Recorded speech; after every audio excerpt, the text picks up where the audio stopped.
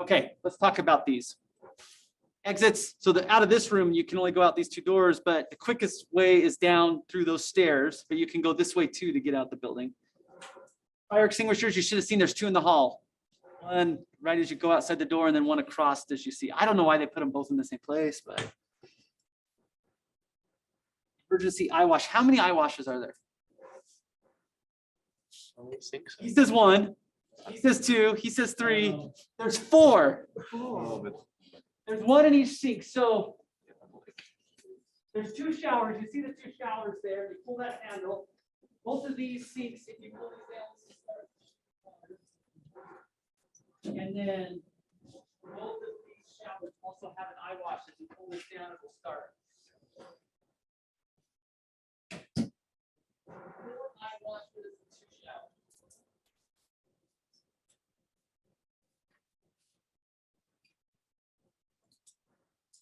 Next. Oh, pull switch, there's only one towards that stairway. I actually asked them when they built this building why they didn't put more fire pull switches in, and no one really gave me an answer because I don't think they knew, but here's what I think. I think that modern fire safety people think that the fire alarms, smoke alarms and detectors are better than people. So that's why they don't pull the pull switches anymore. Don't put as many in. If you want to pull it, you got to go that way. Would be an idea that out, so you pull it as you're pulling out the exit. Yeah, it might be that too, that if there's a fire, they don't want you to pull it till you're out the door. That might be it too. But compared to the Clyde building, the Clyde building has like pull switches everywhere. This building doesn't have that many. And while I'm thinking about that, if the fire alarm goes off in this building or the Clyde building, or really any building, but you should not question if it's a real fire. I don't understand why engineers, especially, there is lots of dangerous stuff in these buildings. And if there's an alarm going off, you don't want to be here. So just leave everything. You can leave experiments running, everything like that, just leave. Okay, the cylinder, we already talked about that. So gas cylinders, you probably talked about in 311 for safety, but they're tall and so they fall over easily. If we had them, we could put 6 over here and you chain them up in 2 places so that they don't fall. And you will use cylinders in UL lab next semester. Isn't the problem like if they fall, they can become like projectiles? That's right. If the valve stem breaks off, it's basically a missile. It'll go through brick walls. Did they show you those videos? There's videos out there. In 311, they usually show them to you, but there's videos out there you could see. The flammable liquids are in these yellow containers.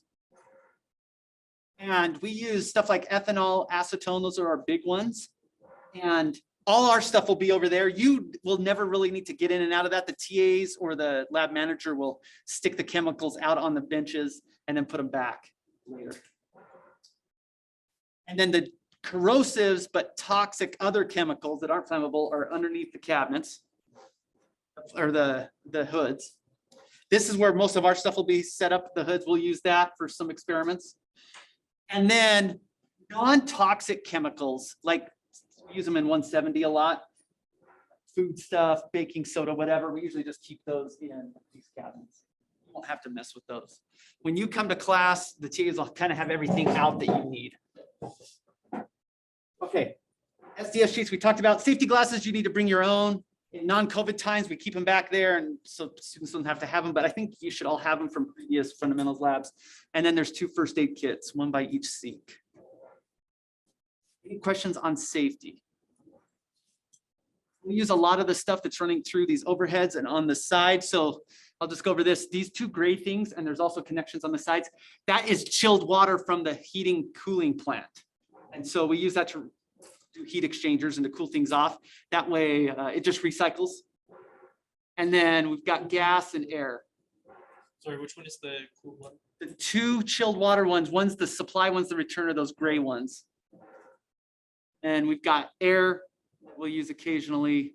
And then we've got gas in some places. I don't think we actually use gas in anything. We want fires, that's why. What's that? Yeah, it's natural gas. Okay. pass those all down here. I'll grab those, make sure you sign them. And the rules, make sure you remember the big things are long pants, closed-toed shoes, safety glasses when we're running labs. Quick question. What, because each team will be 2 people, right? 3. Oh. We have two teams in this set. Some sections have groups of 2. Today we're going to talk about stats. So I did this lecture an hour ago, and it seemed to be helpful for them. I did it last year. It's to kind of solidify a lot of things about stats. You kind of want to figure out this stats thing now because you're going to use it later. And we're going to motivate this with this example. So let's say I spent some time in the lab and I measured the boiling point of some compound, acetyl methacrylate. I measured it 7 times. And I get these numbers. What are you going to report as the boiling point of acetyl methacrylate? This is the easy question. What would you do to report? What number would you report? Okay, the average. So that's easy to do.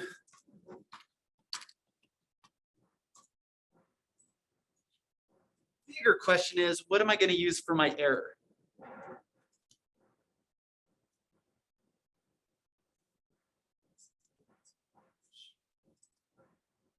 What would I report for an error? So just throw some things out. I'm going to turn the lights off down here so you can see this a little better. But what would you use for an error? Did you take like use like the number and then the deviation? Okay, so standard deviation. So let's talk about standard deviation for a second. How do you calculate the standard deviation? Well, in Excel, and I bring this up because there's lots of different functions. When I start typing STDEV, you've got .P, .S, and then you've got these ones with caution symbols, one with no P and one with a P. So I want to make sure you understand what each of these do and know which one to use. You're going to do this a lot in your career. What do you think .P and .S is? Population and sample. Which one do you want? Who says population? Raise your hand. One. Who says sample? Or what do you say, Spencer? I don't know. I don't really know the difference. Okay, so let's talk about the difference. You want sample. Almost every time in engineering, you want sample. The only time I ever do population is if I kind of artificially set the sample size. So what, there's 8 people in here with Hannah and me. If I measured our heights and I said, what is the standard deviation of the 8 heights of the people in this room? Then I have the whole population. But when you're doing experiments in the lab, you'd have to take the boiling point of acetyl methacrylate for all infinity to have the entire population. We'd never have that. So we always want sample. So you want .S.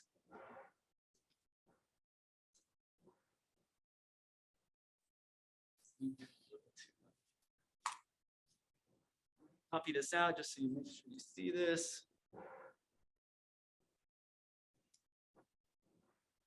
Let's talk about, yeah. So if you're setting your parameters yourself, that's when you use population. You almost will never do population. It's only if I artificially kind of restrict the population. Even when we say what's the average or the standard deviation of the height of the people in the world, no one has ever measured the height of every person in the world.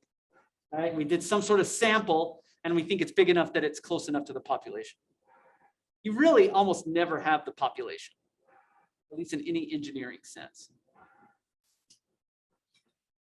I want to talk about these caution symbols or these yield signs, whatever these are. One has no P and one has a P. The no P is the same as .S.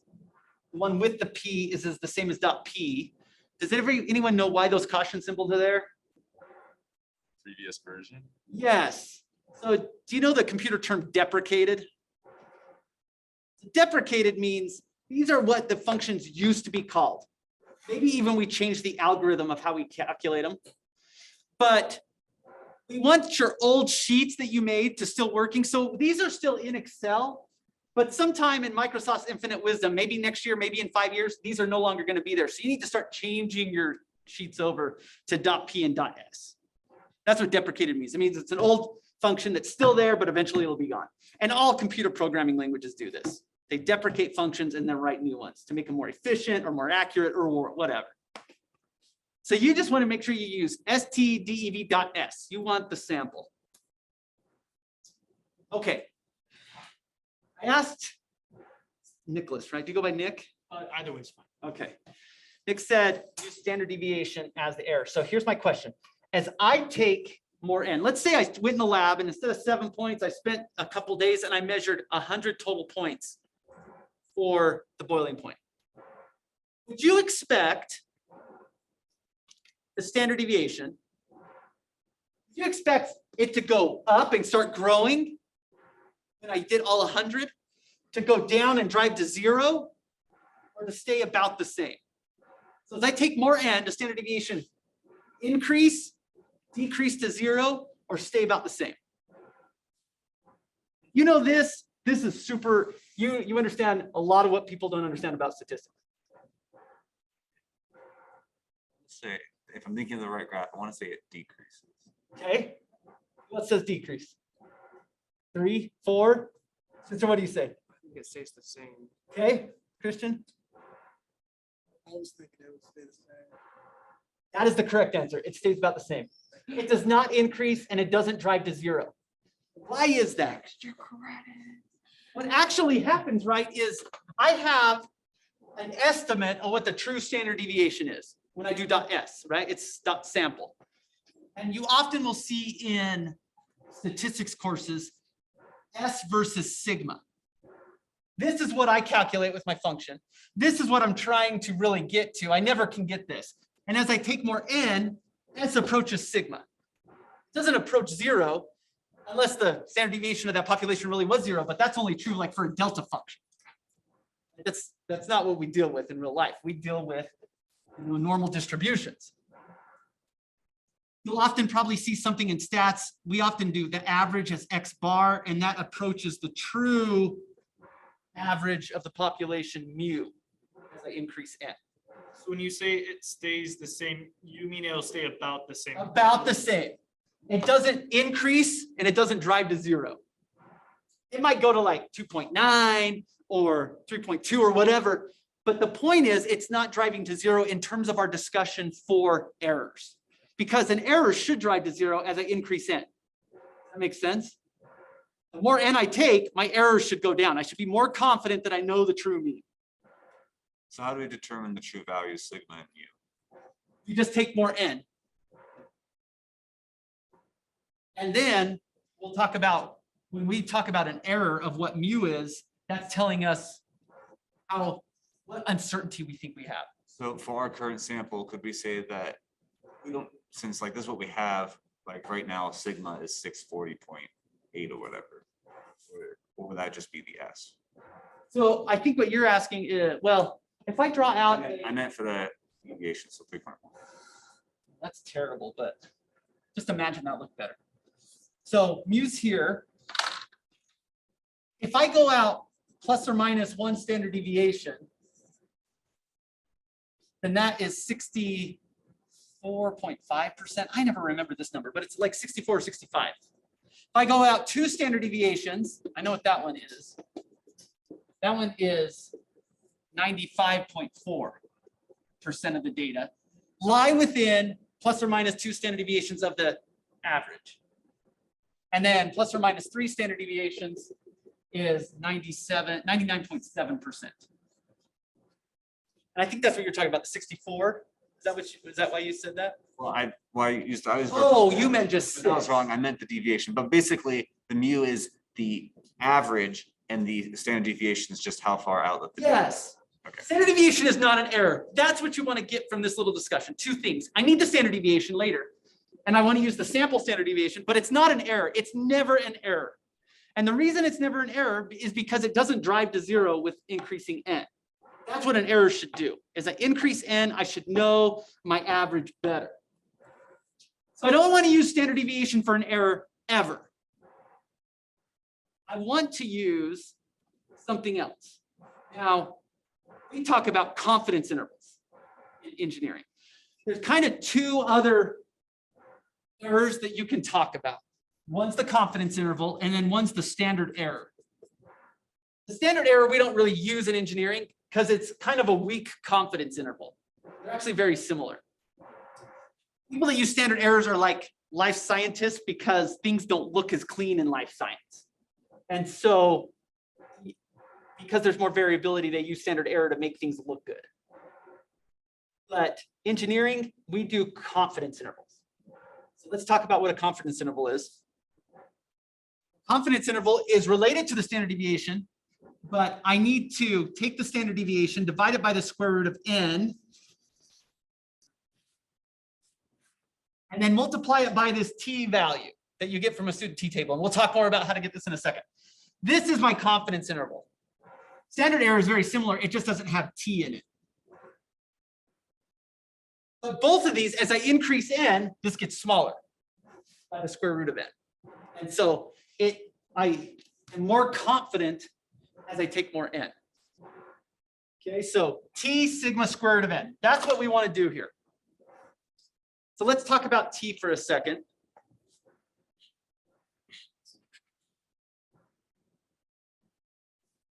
Before we do that, let's talk about what a confidence interval is. What does it tell me? There's multiple answers to this, depending on if you're a statistician or an engineer or somebody else. An engineer means what we do in practice is we say, we're 95% sure that the true mean is between these limits. And those limits get smaller as I take more n. That's technically not what it means. What it really means is if I did this same experiment 1,000 times, where I took 7 data points, then 950 of them, or 95% of them, the true mean would be inside that set.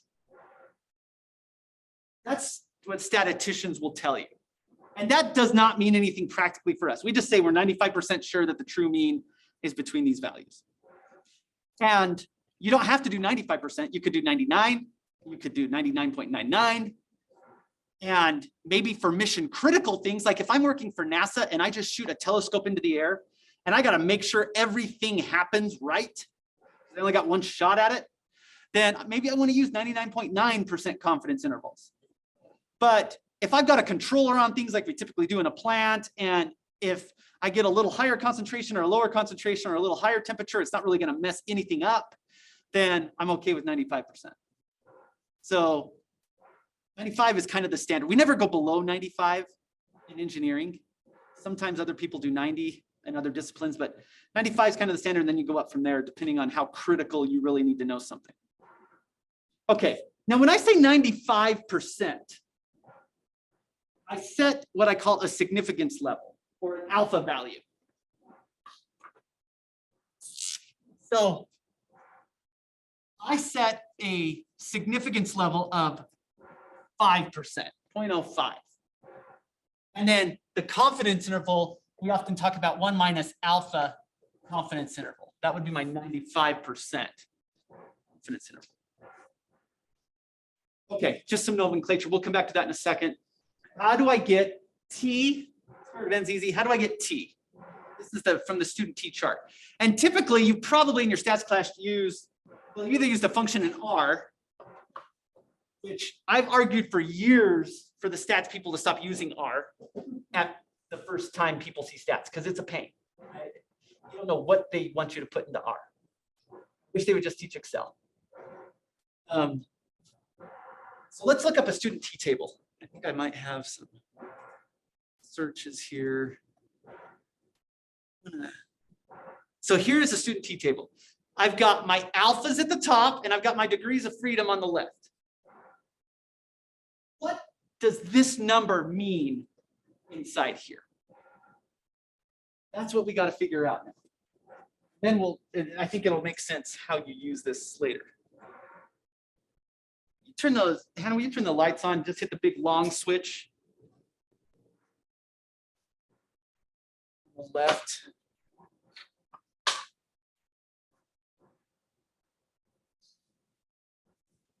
have to wait a second, then it'll come back on. The big long switch, yeah. Ink.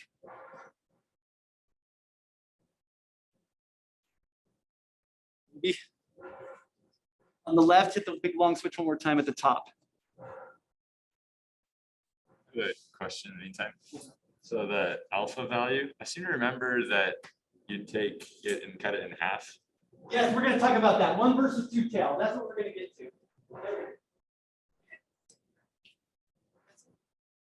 Right? The person in charge comes over and it works. Okay. That's what we need to get to, the one versus two tail. And I want you to understand why you have to do that. I want to see if I can draw this a little better. That's a little better. Okay. Let's draw a few things on here again. I have my average, my mu, and then I can have my standard deviations here. Draw them through because I'm going to draw some other things. When I say 95% sure, what I'm doing in that table is covering 95% of the area under this curve, and then leaving 5% unsure. And the way I get an area is I integrate, right? And so what I'm actually integrating is I'm starting at negative infinity and integrating over in the x direction until I find the x value where I have 95% of the area. That's what's in that table. So when you see its T table, the reason they put it in a table is because most people doing stats don't know what integration means. But what this is it's the x value of how far I had to go over to get what?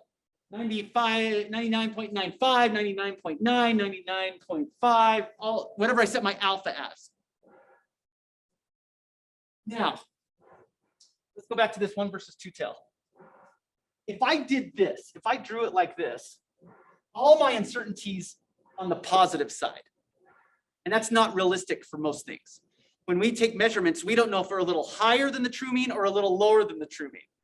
So what we really want to do is split half of this over on this side. So we have 2.5% here and 2.5% here.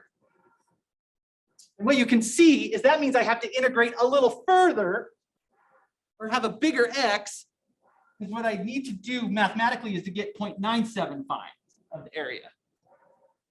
That's what the one versus two tail splitting it in half means. So you'll often see in tables something like 1 minus alpha over 2. This is to remind you that you split your one tail in half and went over that far. So let's look at this one tail table. We'll look at this table, we'll look at some other tables, and then we'll look at functions. Are we going to be using these kind of tables? And You can use the tables or you can use Excel functions, whatever you want, but you're going to have to do confidence intervals. So this is a one-tail table. Most tables in stats books are one-tail tables. Statisticians think in terms of one-tail tables. And you have to know mentally that I'm going to split it in half and go over 0.025. 1 minus alpha over 2.975. So what I want to look at, if this is a one-tail table, I want to look at the 0.025 column and then find my degrees of freedom. And in this case, I had 7 points, so I have 6 degrees of freedom, n minus 1. And why is it n minus 1? Because I used 1 degree of freedom to estimate my mean, my x bar. That's mathematically, I don't know if that means anything to you. That's just mathematically why it is. I use 1 degree of freedom to estimate my x bar. So I want to look at the 6th row, 2.447 is the value I'd read off here. Because I want a two-tail distribution, because I don't know if I'm a little high or a little low, so I split alpha in half. Let's look at some other tables just so you can see the differences. And this is a common one that comes up first. And they try to make it easy for you. They have a row for one tail and two tail. But you got to know how to read it. So look right here. Based on the last one tail, I should be looking at the 0.025 row column. They're saying if I do two-tail, you just give me the alpha, the 5%. That's how that matches up. If I'm looking at the one tail, I have to mentally put that in 0.025 over 2 or 0.5 over 2. And then this is 1 minus alpha over 2. So they tried to cover all your bases here, right? They did alpha for one tail, alpha over 2 for two tail, or alpha for two tail, alpha over 2 for one tail, or 1 minus alpha over 2. That can get totally confusing, right? You don't know. You have to get comfortable with whatever table you're going to read. Let's look at Excel functions. That's probably how you're going to get it. There's a function called t dot inverse dot 2t. And we need to hit the top, it'll work this time, top right button, top little button. I think that'll turn the front off. Okay. You probably can't see it because it doesn't zoom this in, but t dot inverse or t dot inverse dot 2t. 2t is two tail. So in this case, this is one tail or two tail. I'm going to show you what you have to input to both of them because it's not super consistent. Let's do the one tail first because that is how most statisticians think. I want to put 1 minus alpha over 2 in here. I'm going to put 0.975, and then my degrees of freedom would be 6. That 2.447 value. And I'm going to do the same thing with t dot inverse dot 2t. Here, I just want to put alpha. They call it both a probability in Excel, but they haven't been super consistent in how to use each function. And you just have to live with that. In one case, this one, I have to, if it's a one tail, I put 1 minus alpha over 2. Two tail, I just put alpha. What's your question, Nick? Will there ever be an instance in this class, at least, where we won't, or will use a t calculation other than t dot inverse? Another question is, the question is, will there ever be a one tail test? Is that another way of asking that? So are those the only t distribution calculations on Excel? So I know there's like a bunch for. Oh, well, let's look at that. So there's actually some deprecated ones, t inverse. This is the same as t dot inverse dot 2t. Now, you might be talking about, so what t inverse does is give me the x value. How far over did I have to go to integrate? There's some other things in there. I could see what's the cumulative probability distribution. You probably did that in stats. That really isn't useful for us, but there's functions for that, for the t, let's see, like t distribution or t distribution. We're not going to use these. These are, I don't know actually what those do because I never use them. Those do. This gives you the y value. So if I give it an x value, it gives me the y value. Makes sense? So I could plot it if I wanted to. And then I think, I don't know what RT does. Let's see. But all these are just giving us, oh, it's the right tail. So this, I guess if you go to this side, it gives me the y value. So this is just, they make different functions to describe. Sometimes you want the y value, sometimes you want the x value, sometimes you want the area, sometimes you want the cumulative probability, which is the area starting at negative infinity. But what we do when we calculate confidence interval, we just need t dot inverse. That is how far over in the x direction I had to go before I covered 95 or 99% of the area, whatever I've decided. Python, SymPy, or I can't remember what package it's in, but most languages only have one tail functions. And you have to know to put 1 minus alpha over 2 in there. So statisticians, most libraries in C or Python or whatever your favorite programming language will be, will only give you one tail functions. And you have to know in your head 1 minus alpha over 2. But with that, we kind of have everything we need to create a confidence interval.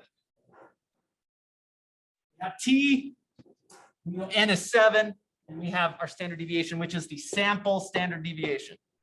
So I actually not write it like this. I should write it with an S here.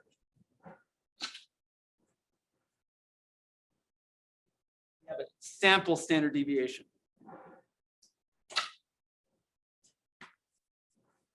So let's write this out. Let's do, so this was our bar, this was our S, this is T, and we'll put our confidence interval down here. Put alpha in here too, just so we know this was 0.05. So it's just T times S divided by square root of N. It's N, it's not N minus 1 in this case. The only time you do the N minus 1 is when you're reading a T table or using your function here. Degrees of freedom is N minus 1. So square root of 7. So how do I interpret this? Here's what I would write if I was writing this in a paper or kind of putting it in a table or something. I would say the normal boiling point, I'll abbreviate, of cetyl methacrylate is 640.8 Kelvin plus or minus 2.9. And then you got to specify what this is. If you're a good engineer or scientist, you specify what the error is. Where the error is the 95% confidence interval. Because there's multiple errors out there. Kind of talked about that. There are 2 of them are right here. Standard error is this, common in life sciences. You want to specify what the error is because a lot of people mess up and just use 2 sigma. And remember, sigma or 2 sigma is never an error because why? Doesn't go to 0. It doesn't drive to 0 as I take more N. Whether I use 1 sigma or 2 sigma, that's never should be used as an error. People do it all the time and they're wrong. Don't do it. I think I know the reason why people mess up and use it is because, did we already talk about this? Oh, right here. Because plus or minus 2 sigma is 95.4. They see this 95 and they think 95% confidence interval and they think, oh, those are the same thing. It's not. The confidence interval is not related to that. I need a T statistic or a T value from the student T distribution to get a confidence interval. And what the confidence interval tells me is I'm 95% sure that the true boiling point here is kind of between 638 and 644. And if I wanted to reduce that, I need to take more N to make that my errors smaller. Now, as I take more N, this might go to like 2.9 or 3.2 or whatever, but it's not driving to 0. It's approaching the true standard deviation. Okay, does that help? Stats. Okay, there's one other thing I want to talk about before we go. Let's see.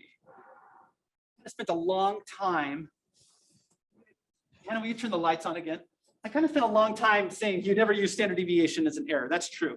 So when are standard deviations useful?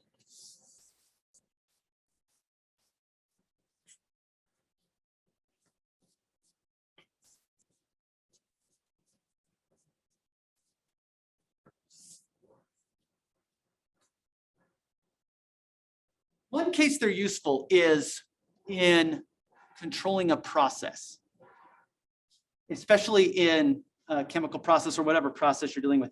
I've been running plants for decades, and I know the temperatures that are coming out of reactors, what the concentration should be, how much cooling water I'm using, right? I'm always measuring temperatures and pressures and concentrations and all sorts of stuff in my plant. And I've designed it to be at this certain state.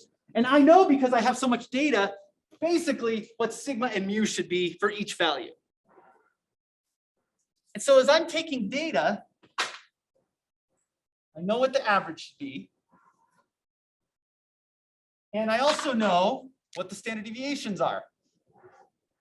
I have plus or minus 1, 2, and 3 standard deviations.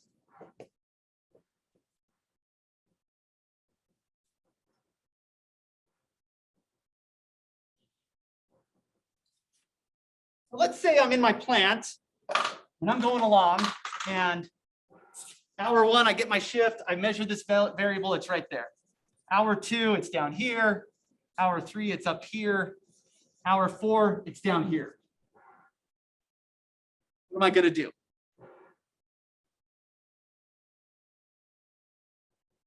I have a trick question. See what happens. Yes, that's probably what I'm gonna do. I probably have written in my operating procedures that says, okay, I'm noting this point is outside where I think it should be. Well, at least where 99.7% of the time it should be. There is a finite chance, right? 0.3% of the time that it should be out here. So if my next time I take a data point and it's back over here, I'm probably okay. This was one of those natural 0.3% variations. But if my next time I take a point and it's still down here, then the chances that 2 random points pulled from that distribution are both that far outside is fleetingly small. So I probably say, oh, I need to switch over to unit 2 on this reactor, or I need to take down this heat exchanger and clean it, whatever it is. I have some procedures in there and some redundancies so I can divert streams and things like that. I got to do something to troubleshoot it. And the whole reason this works is because as I take more N, sigma doesn't change, right? Pictorially, what happened when I got 2 out of sync was I thought I was pulling from this distribution, but I must be pulling, let's see, it went lower. So I must be pulling from a new distribution somewhere, right? The average has moved. And I got to figure out why. And this works because sigma doesn't change as I take more N. That's just because you've done it for so long. Yeah, I know what it should be. I got tons of data, way more than 100 points, right? I think they say like after 30 points, you can start using normal tables rather than student T tables or things like that. And so I've got way more than that.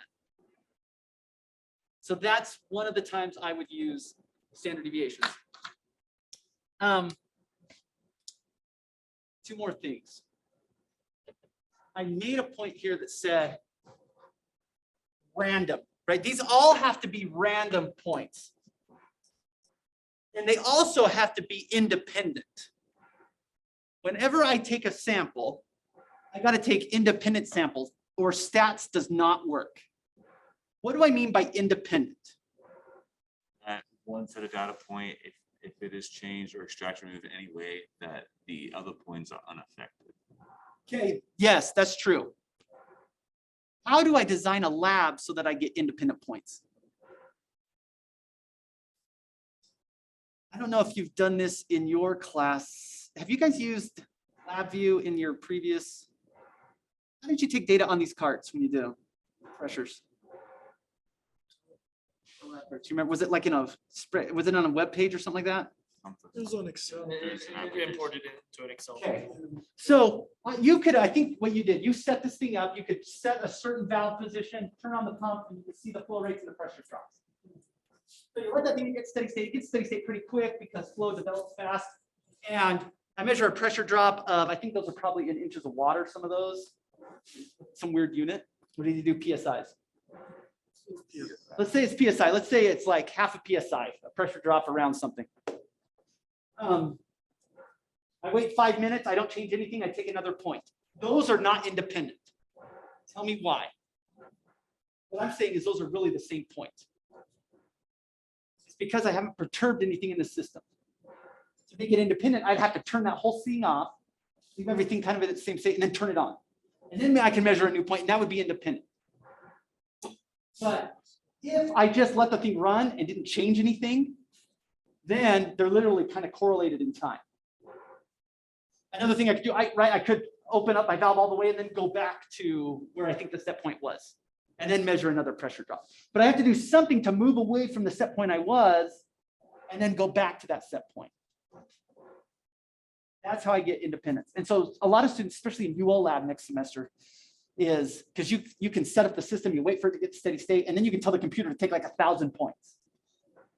And they think, oh, I'm gonna have great statistics. No, you don't have great statistics. You really only have one N. You have one steady state value. And so what I need to do is turn it off or go away from that set point and then come back to it to get a new steady state value. They have to be independent for stats to work. Last thing in the last 3 minutes, when might I use a one-tailed distribution? There's kind of two answers to this. If you talk to some statisticians, they say you should never use one tail. You never, because it's always more conservative to use two tail. But historically, there are some, so it's kind of an argument stats. The take home message with this is if you use a two tail, you'll always be okay. And you should use a two tail almost all times anyway. But one case where it may be, you could consider it is often with safety things. Let me give you an example why. Let's say I work for a pharmaceutical company and I just designed a drug that lowers cholesterol better than anything out there. I've already proved that. There's one other big thing you have to prove with pharmaceuticals, that they're safe. That they're not going to kill you or cause some other things to happen, side effects, or at least adverse side effects. And what I usually care about, if I've already proved it's effective, I just usually care it's at least as safe as what's currently out there. And that's kind of the key when you can use a one tail, at least as safe as something. All I care is it's safer than something. I don't care if it's less safe.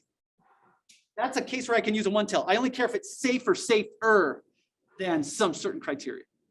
You can think about that with lots of things in safety, that I've tested these pressure vessels so they never break as long as the pressure is below 50 PSI or 100 PSI or whatever. All I care is that they didn't break. I don't care with the ones that did break, right? That doesn't, I failed with those. So safety is often a place where some people have used one tail tests. But in the lab, when we're dealing with everything, almost always you're going to use a two tail test. So just kind of get used to that. When you start working for companies, depending on what you work, where you work, you'll probably have a statistician specialist. He'll tell you sometimes, oh, do it this way or do it this way. But I always default to two tail tests. Even in safety considerations, they would be more conservative if you use a two tail test, right? Because you have to go over a little further and integrate. It makes your uncertainty is a little bigger. So I had to do more tests to bring it back. That makes sense. Okay, so for next time, you have a little assignment that goes over everything we just talked about. Some of the questions are like, what's S versus sigma? What's X bar versus mu? It's on Learning Suite. Your statistics and safety, it's right here. There's a little explanation. I did a one-page summary of everything we kind of talked about today. And then here's what the assignment looks like. And you kind of, I think we've talked about everything. What's sample versus population? What's confidence interval versus sigmas? Make sure you know the difference between those, that you don't use one for error. You do use one for error.